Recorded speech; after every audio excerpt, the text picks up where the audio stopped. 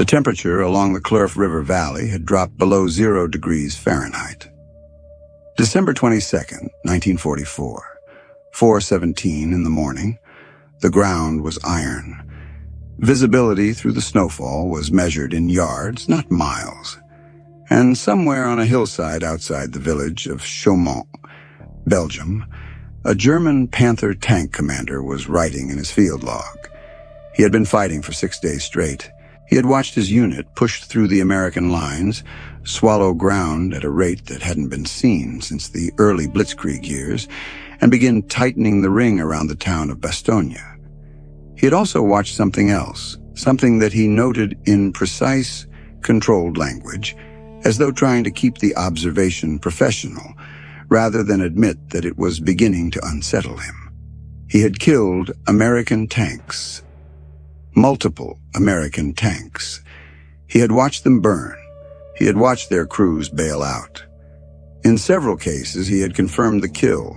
Hull cracked, main gun destroyed, tracks blown off, fire still going when his own tank moved forward past the wreck. And then, somewhere between 24 and 48 hours later, what appeared to be the same vehicle had come back. Different serial markings, perhaps. A patched weld line where the armor had been cut. A replacement road wheel, slightly newer looking than the others, but the same general type, in the same general position, in the same general unit formation. The math was wrong. According to everything his training had told him about armored warfare, about attrition rates, about the relationship between tank kills and enemy capability, the Americans in this sector should have been running thin by now. They were not. If anything, the armored pressure on his flanks felt consistent, unhurried, as though the Americans were drawing from a depth of material that had no visible ceiling. He wrote, "The enemy's ability to reconstitute armored elements is not yet understood." That sentence, in its careful understatement, was one of the most accurate diagnoses produced by any German officer during the entire Ardennes campaign. And it pointed directly at something that the Wehrmacht, despite its tactical brilliance and mechanical engineering culture, had never fully grasped about the American way of war. It was not about the tank. It was about what happened to the tank after it stopped moving. The man at the center of this story is not a general. He does not appear in the headline accounts of the Battle of the Bulge. His name does not belong to a famous decision or a famous ridge. His name is Lieutenant Michael Carter. He is 30 years old, 6'1", athletic, the kind of man who carries himself as though he has already done the hardest thing twice and is not particularly worried about doing it a third time. He commands a 4-tank platoon in a Sherman-equipped armored unit operating under the 1st United States Army in the Ardennes sector. He is African-American, and he holds his commission in an army that in December 1944 is still formally segregated. A detail that has no bearing on his ability to read terrain, coordinate fires, and keep 4 crews alive in the worst weather the European theater will produce in the entire war.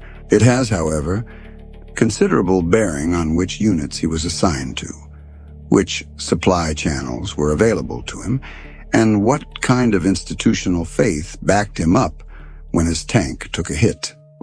On the morning of December 18th, Carter's platoon engages a German armored column, moving through a forested approach south of Bastogne. The lead Sherman, not Carter's but his second vehicle, takes a round from a Panther at approximately 400 yards. The round penetrates the upper front hull. The driver is wounded. The gunner gets out. The tank burns for about 11 minutes. Then the fire dies down as the ammunition cooks off and there is nothing left to ignite. In a German armored unit, that tank is now a statistic. It is gone. The crew might be absorbed into another vehicle as replacements, or evacuated, or simply lost in the friction of advance. The tank itself is a hulk. The unit's effective strength has declined by 1.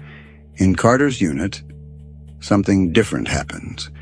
Within 40 minutes, a recovery vehicle, an M32 tank recovery vehicle, a Sherman hull converted to a towing and winch platform, arrives at the position.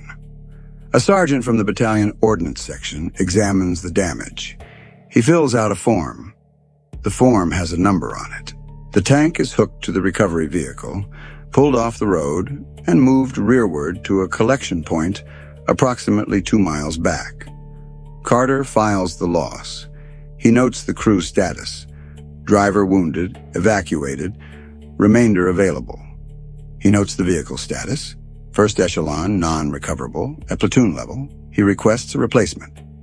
The form the Ordnance sergeant filled out is called, in Army parlance, a maintenance request. In the field, crews sometimes called it a repair tag. It is a piece of paper, roughly the size of a large postcard, with columns for vehicle serial number, type of damage, estimated hours of repair work, parts required and disposition, return to unit, cannibalize, or depot. It is one of the least romantic objects in the history of armored warfare. It is also, in December 1944, one of the most powerful. In my opinion, this is where the story stops being about hardware and becomes about a system. The Sherman was not a great tank in the technical sense. Everyone knew that. The Germans knew it. The Americans knew it. But the argument about the tank's quality misses the point entirely. Because the question was never just what the tank could do when it was working. The question was what happened when it stopped. Here is the first proof. In the period between December 16th and January 25th, the full duration of the Ardennes campaign, the United States Army committed roughly 600 Sherman and Sherman derivative tanks to the Bulge fighting. During that same period, total American armored vehicle losses to all causes, enemy fire, mechanical failure, abandonment, accidents, came to approximately 730 tanks. That is a loss figure that exceeds the original commitment. What it means, if you read it quickly, is that the Americans lost more tanks than they started with. What it means, if you understand the supply and repair system, is something entirely different. The American armored force in the European theater of operations was drawing from a replacement and repair pipeline that, by December 1944, could produce serviceable tanks at a rate that outpaced losses across the campaign. In the Ordnance maintenance structure, a damaged or destroyed Sherman did not simply disappear from the inventory. It entered a tiered evaluation system. Vehicles with minor damage, broken tracks, damaged suspensions, engine faults, transmission failures, minor armor penetrations with limited internal destruction were repaired forward at battalion or brigade level within hours. Vehicles with moderate damage were sent to the division's maintenance company, where a larger crew with more specialized tools could turn them around in 1 to 3 days. Vehicles with major damage, heavy shell penetration, engine fires, structural deformation went to the Corps or Army Ordnance Depot, where they were either fully rebuilt or cannibalized, stripped of every usable part, and those parts redistributed to vehicles that could be made whole again. The formal doctrine governing this was laid out in the Armored Force Field Manual, specifically FM 1712, which dated to 1942 and had been refined continuously through North Africa and Italy. It described a 3-echelon system. First echelon, the crew itself, basic maintenance, track tensioning, oil checks, minor field repairs. Second echelon, the battalion or unit maintenance section, more complex work, replacement of running gear, engine troubleshooting. Third echelon, the depot, full rebuild, armor welding, engine replacement, gun replacement. What made the American system unusual, what made it genuinely powerful, was not the doctrine itself. Doctrine is paper. What made it powerful was the rate at which it actually functioned in field conditions. A Sherman with a knocked-off track could be back in service within 4 hours if the ordnance crew was forward and the parts were staged. A Sherman with a transmission failure could be back in service within 24 hours if the replacement transmission was available at the forward supply point. The Army's supply chain, by late 1944, had been engineered to keep those transmissions available. The Red Ball Express had established the logistics corridor. The depot system in France and Belgium had pre-positioned stocks, and the ordnance battalions, the mechanics, the welders, the machinists, the parts clerks, had been doing this long enough that they had gotten very, very fast. The repair tag filled out by Carter's ordnance sergeant was not a bureaucratic gesture. It was the input signal to a machine that had been running continuously since North Africa. A machine the other side had never fully mapped. If you came into this thinking the story was about which tank had the better gun, stay with it. That is not what this is about. The German assumption was reasonable. It was even logical, and it was completely wrong. The Wehrmacht's planning doctrine for armored warfare was built around a principle that had served it well since Poland. The relationship between attrition and operational capability was roughly linear. You killed tanks, you reduced capability. You killed enough tanks, you broke the unit. You broke the unit, you cleared the path. The math was not complicated. And in the early years of the war, it had held. Against the Red Army in 1941 and 42, German armor had achieved kill ratios that seemed to validate this completely. Soviet tanks burned faster than they could be replaced at the front. The correlation between vehicle losses and combat effectiveness was tight. German commanders had internalized this as a law of armored warfare. Against the British in North Africa, the relationship had been messier, but still recognizable. The British had their own repair and recovery operations, but the logistics tail in the desert was stretched. The replacement pipeline was slower, and the battlefield itself was wide open. Destroyed vehicles were often too far forward to recover under fire. By the time the German armored arm reached France in 1944, its doctrinal assumptions had been stress-tested, but not fundamentally revised. The planning for Wacht am Rhein, the Ardennes offensive, rested on the premise that the Americans, like earlier opponents, would lose armor at a rate that would compound into operational paralysis, that the damage done in the first 3 to 5 days would not heal fast enough to be relevant to the operational picture by day 8 or 10. The planning assumed a specific rate of American armored recovery that was, it turned out, too low by a factor of roughly 2 to 3. This was not a failure of German intelligence in the conventional sense. German intelligence had identified American ordnance units. They knew about the M32 recovery vehicle. They had captured American soldiers who described the maintenance system. What they had failed to fully account for was the cumulative effect of 3 things working together at scale: the depth of the American industrial production, pipeline feeding replacement vehicles into theater, the speed and forward positioning of the repair echelons, and the American doctrine of treating a damaged tank not as a loss, but as a problem to be solved within a time window. These 3 things together produced an effect that, to a German commander looking at his sector, felt inexplicable. It felt, in the language of the field logs, like the Americans were cheating. Not cheating tactically, cheating arithmetically. The units were not supposed to still have those tanks. There was a second failure embedded in the German assumption, deeper and harder to see. The Wehrmacht's own maintenance and repair culture, while capable of extraordinary technical feats, the crews who kept Tigers and Panthers running in field conditions deserve real respect, was built around a philosophy of organic repair. German units were expected to maintain their own vehicles. The specialized skills stayed close to the tank. This created excellence at the unit level, but it also created a ceiling on scalability. When losses exceeded what an organic unit crew could handle, there was no seamlessly expanding depot behind them ready to absorb the overflow. The system was a craftsman system. The American system was a factory system. Both approaches produced results, but only one of them could sustain a 6-week offensive tempo in the Ardennes winter. The maintenance machine that Carter's unit drew from had not appeared from nowhere.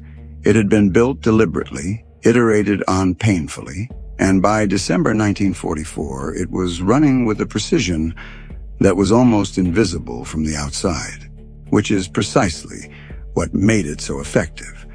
Start at the beginning of the chain. When a Sherman entered the forward collection point behind Carter's sector, it was assessed within the hour. The Ordnance sergeant who first looked at it was trained to make a rapid triage judgment. Can this vehicle be repaired within the available time and parts at this echelon, or does it need to go further back? This triage decision was not casual. It was guided by a standardized damage coding system that had been refined through North Africa and Italy. Crews had codes for armor penetration without catastrophic internal damage. They had codes for engine compartment fire with limited structural loss. They had codes for track and suspension failure with hull intact. Each code carried an approximate repair hours estimate and a parts list. This standardization was one of the American system's quiet advantages. A vehicle arriving at a Belgian depot in December 1944 was processed by men using the same language, the same forms, and the same assessment criteria as vehicles processed in Tunisia in 1943. The institutional learning had been codified and distributed. The system was not dependent on any individual genius. At the second echelon, the division maintenance company, the work was more involved. Here, the crews could perform engine changes. A Sherman engine swap, practiced and with the right equipment, took approximately 8 hours. That is 8 hours from dead engine to running engine, in a field workshop set up in a Belgian barn in winter. The men doing this work were not performing miracles. They were executing a rehearsed procedure with standardized tools and pre-staged replacement parts. The parts had been there because the supply system had been told to put them there. The critical node in the entire chain was the parts pre-positioning. By the autumn of 1944, the American Ordnance Command in the European theater had developed a statistical model, rough but usable, of which parts failed most frequently in Sherman variants operating in the European terrain and climate. Transmissions failed under the strain of soft ground and cold temperatures. Tracks cracked and shed pins on frozen cobblestone. Bogie wheels wore out faster in mud than on hardpack. Final drive units were the single most common major repair item. The system pre-positioned those items forward. Not all items, everywhere, but the highest frequency failure items at the level of the forward depot in quantities calculated to cover projected loss rates for the units in sector. This was not magic, it was data. It was the accumulated repair history of North Africa, Sicily, and Normandy, distilled into a pre-positioning decision made weeks before the German offensive began. The result was that when the Ardennes fighting started, the parts most likely to be needed were already there. The third piece of the system was cannibalization. When a tank was assessed at the depot as non-recoverable, too badly damaged to be worth the repair investment, it did not simply become a monument. It was stripped. Every usable component was removed. The transmission, if intact, the road wheels, the bogie assemblies, the vision blocks, the radio equipment, the gun breech if it had not been damaged, the engine if the fire had been contained enough to leave it functional. These parts were coded, cataloged, and fed back into the supply system. A single, fully destroyed Sherman, properly cannibalized, could supply the parts needed to repair 3 or 4 other vehicles. The total loss was not one tank. The total loss, in operational terms, was a fraction of one tank, distributed across multiple repaired vehicles that were now back in the line. The cannibalization doctrine was codified in the armored force manuals. It was practiced. It was expected. It was built into the logistics planning at every level. When an ordnance sergeant filed a repair tag that read, "Cannibalize," he was not improvising a solution to an emergency. He was executing the standard operating procedure. Carter's platoon, operating in its sector outside Bastogne, was the downstream beneficiary of all of this. When a replacement Sherman arrived at his position, 26 hours after the burning vehicle from the 18th had been hauled back, it came from the forward holding pool maintained by the Armored Brigade's Ordnance section.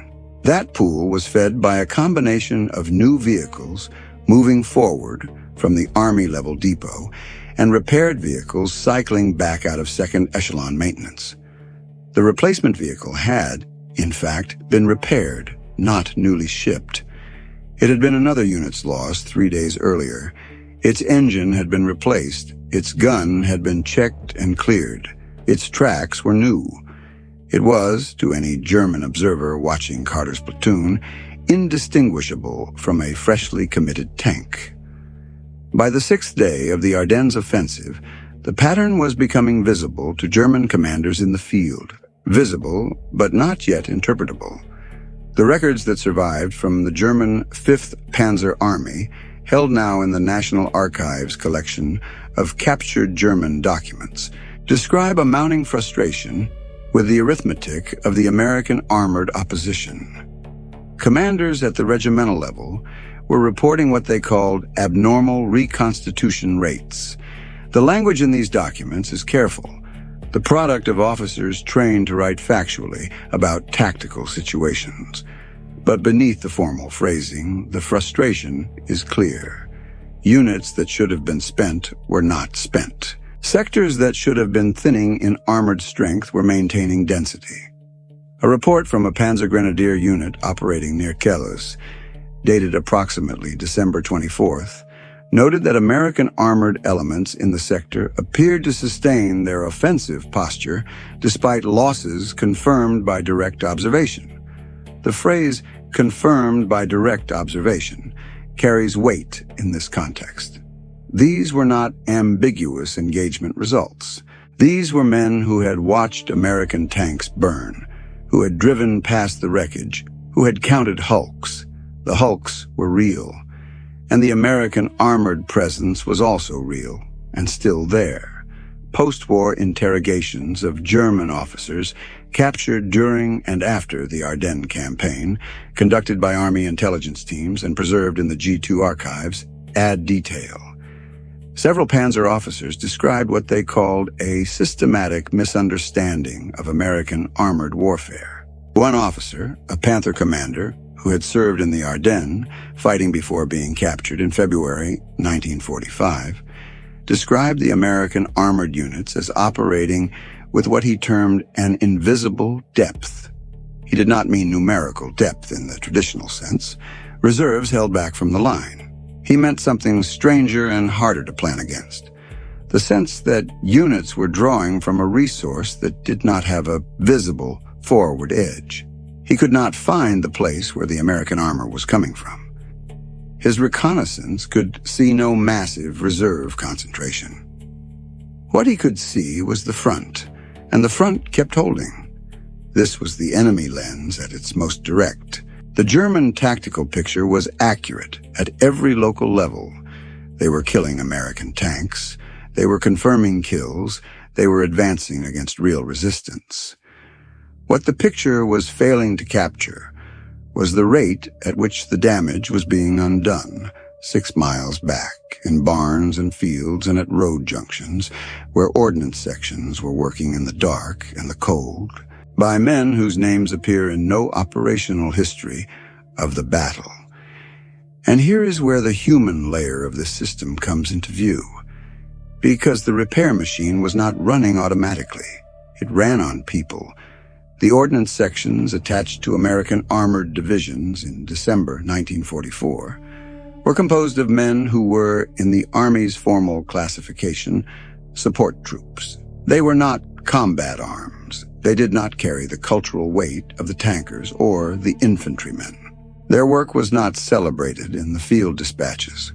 It was not photographed for the newsreels. The Army Signal Corps cameras were pointed at the men going forward, not at the men in coveralls with welding torches in frozen barns 3 miles back. The men of the armored maintenance sections worked in cold that drove the temperature of metal tools below the point where bare hands would stick to them. They worked in noise, the noise of recovery vehicles, generators, pneumatic tools, the occasional incoming artillery that had ranged back to the supply areas. They worked on a schedule that was not a schedule, because the damaged vehicles arrived when they arrived, not when it was convenient. They worked with parts that were sometimes not quite the right parts, requiring improvised solutions that fell within the doctrine of the maintenance manuals but required genuine mechanical judgment to execute. A transmission replacement on a Sherman in a Belgian barn in winter is not a clean job. The vehicle has to be positioned. The hull has to be accessible. The old transmission has to come out. 375 pounds of iron and steel in a cramped engine bay by men using hoists that may or may not be perfectly positioned. The new transmission goes in. The connections are made. The vehicle is test-driven. If it is not right, it comes back. The work is started again. None of these men received individual credit for the tanks they put back into the line. Their contribution was invisible at the operational level, visible only in aggregate, and even in aggregate it was visible only to someone looking at the repair statistics with the right framework for interpretation. I don't think the people who built this part of the war get remembered nearly enough, not the mechanics specifically, the whole class of support soldier who made the machine run. The popular history of the Bulge is full of tankers and paratroopers and generals. The repair sergeant filling out a form in the dark at 3 in the morning, his contribution is just as load-bearing. It just doesn't photograph as easily. On December 22nd, the day the Panther commander was writing his note about the enemy's ability to reconstitute armored elements, the situation at Bastogne was at its most dangerous. The 101st Airborne Division and attached armored and artillery elements were encircled. The Germans had closed the ring. The weather was still grounding Allied air support. The road network leading to Bastogne was controlled by German units. General Anthony McAuliffe had given his famous one-word reply to the German surrender demand, the reply that would be remembered and repeated. But the tactical reality was that the perimeter was under continuous pressure, and the resupply situation was critical. The relief of Bastogne fell primarily to the 4th Armored Division, operating from the south under the command of General George Patton's 3rd Army. The 4th Armored had been the spearhead of 3rd Army's advance across France, and Patton had committed it to the Bastogne relief on December 19th, almost immediately after the scale of the German offensive became clear. The advance toward Bastogne was not a clean sweep. It was grinding, sector by sector, through defended villages, mine-laden roads, and terrain that heavily favored the defense. The 4th Armored lost tanks. The tanks were repaired. More arrived. The column kept moving. The specific crisis point came in the fighting around Ardennes, approximately 3 miles south of Bastogne, on December the 26th. The command decision had been made to push a task force through the German lines in a direct thrust, rather than continuing the methodical village-by-village advance. The task force that punched through the German ring on the evening of December 26th and made contact with the Bastogne defenders was small, a few companies of armor and armored infantry. It was not a massive force. It was a coordinated, precise, fast-moving force that had benefited from exactly the kind of maintenance and reconstitution capability this story is about. The Shermans in that task force were not, as a class, the same Shermans that had started the campaign on December 19th. Some were. Many were not. They were a mixture of original vehicles, repaired vehicles, replacement vehicles drawn from the forward holding pool, and at least one vehicle that an Ordnance section had put back into service after what the repair log described as severe suspension and engine damage, non-recoverable under normal criteria, repaired by exception under field authority. Repaired by exception under field authority. That phrase is worth holding for a moment. It means that the local ordnance officer, looking at a tank that the standard damage assessment said should have been cannibalized, decided that the operational situation justified the exceptional repair effort. He redirected his crew to work that the system said was not worth doing. They did it anyway. The tank rejoined the column. This kind of on-the-spot judgment, exercised within a doctrine that had been built to allow it, was part of what made the American maintenance system genuinely adaptive. The doctrine was not rigid. It provided standard procedures and standard criteria, and it also provided the authority and the framework for local commanders to deviate when the operational situation demanded it. The ordnance officer who decided to repair the tank by exception was not breaking the rules. He was using the latitude the rules had been written to give him. The task force reached the Bastogne perimeter at approximately 250 hours on the morning of December 27th. The relief corridor was open. The encirclement was broken. The German units that had been holding the ring around Bastogne found themselves now dealing with an armored force pressing from the inside and an armored force pressing from the outside. And the inside force had not consumed itself the way the Germans had expected it to. The reinforcement and reconstitution that had happened within the Bastogne perimeter, and it had happened with the 10th Armored Division elements maintaining their vehicles under sustained defensive pressure, meant that the armored element inside the perimeter was more capable on December 26th than German planning had projected it would be. The ring broke because the force inside it had not degraded according to the German attrition model. The ring broke because the force outside it had not degraded according to the German attrition model. Both of these facts were products of the same maintenance machine.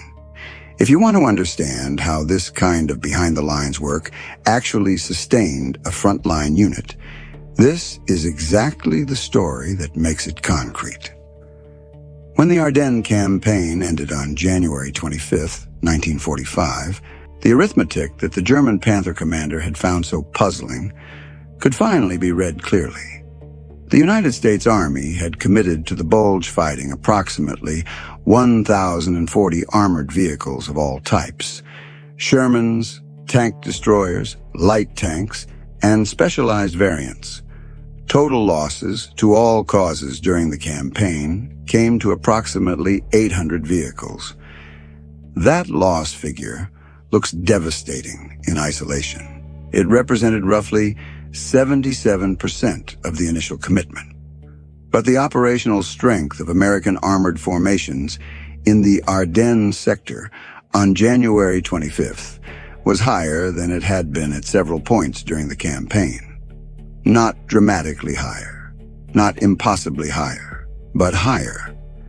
Because the maintenance and replacement pipeline had, across 6 weeks, returned to service a substantial fraction of those 800 losses. Precisely how many is difficult to state with the confidence of a clean number, because the records distinguish imprecisely between repaired and returned and newly delivered. But the Army's own post-war analysis of the European theater logistics operation conducted by the Office of the Chief of Ordnance and published in 1947, estimated that the Ordnance maintenance system in the winter of 44 to 45 was returning to service between 40 and 55% of damaged vehicles as repaired, not counting the cannibalization contribution to other vehicles.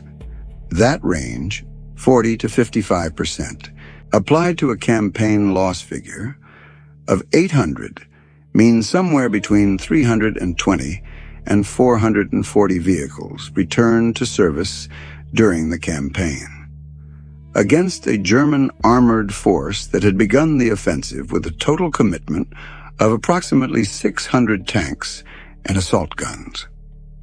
A figure that was declining continuously because German logistical and industrial conditions in December 1944 made repair and replacement dramatically slower. The American reconstitution rate was not just operationally relevant. It was strategically decisive. The Germans were burning through their armor at a rate that could not be sustained. The Americans were burning through their armor at a rate that, to an external observer, also appeared unsustainable, but was, in fact, being quietly, continuously, anonymously repaired. The German offensive had been designed for a 3 to 5 day breakthrough to Antwerp. The planners had modeled American armored resistance based on a static loss assumption. A tank killed was a tank gone. The model was wrong. It was wrong because it did not account for the maintenance machine. It was wrong because it measured only what it could see, the burning tanks. It could not measure the barn 3 miles back, where a replacement transmission was going in at 2 in the morning. Lieutenant Carter, for his part, ended the Ardennes campaign with 3 of his original 4 vehicles still operational. 1 original tank, 2 replacements, 1 repaired vehicle that had rejoined his platoon from the Ordnance section 8 days after it was hit. The crew of the burned tank from December 18th had been reconstituted. The driver, recovered from his wound, was back on duty. They were assigned to a replacement vehicle from the forward pool. The platoon was intact. The maintenance log, the paper trail of repair tags, damage assessments, parts requisitions, and disposition decisions that had sustained Carter's platoon through 6 weeks of fighting would not survive the war in any individual named form. These documents were working papers. They were not preserved as artifacts. They are known now only through the aggregate statistics, the Ordnance unit histories, the post-war analyses. But the objects themselves, the forms, the tags, the requisition slips, the damage coding sheets, were real. They moved through the system in the hands of sergeants and lieutenants and clerks whose names are not in the operational histories. They made possible things that appeared, from the German side of the line, to be impossible. Not impossible. Not luck. Not bravery, though there was bravery throughout, at every level. The system, the 3-echelon repair structure, the prepositioned parts, the cannibalization doctrine, the field authority to deviate from the standard when the standard was not enough, the industrial pipeline behind all of it, producing Shermans at a rate that no other nation's economy could match in that period of the war. The Panther was a better tank, technically. The Sherman that came back was a system. This channel exists to find the moments in history where the visible story, the battle, the command decision, the heroic action, is being held up by something invisible. The maintenance record, the logistics chain, the repair sergeant at 3 in the morning. If that is the part of military history that interests you, this is exactly the lane. And here is the last image. Somewhere in the Belgian snow, there is a maintenance log. It has a column for vehicle serial number, a column for damage type, a column for repair hours, and a column marked simply disposition. In that column, in the handwriting of a man whose name the history books do not record, someone has written, "Return to unit." 3 words, no drama, just the machine doing what it was built to do. That was the invisible weapon, not the gun, the log.